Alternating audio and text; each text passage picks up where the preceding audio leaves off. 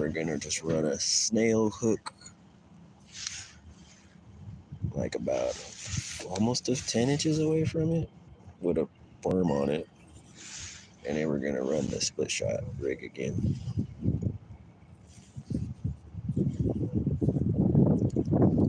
And then we're gonna do a tri-lead nut. Tri-lead nut right here. Yeah, these geese are just hanging out.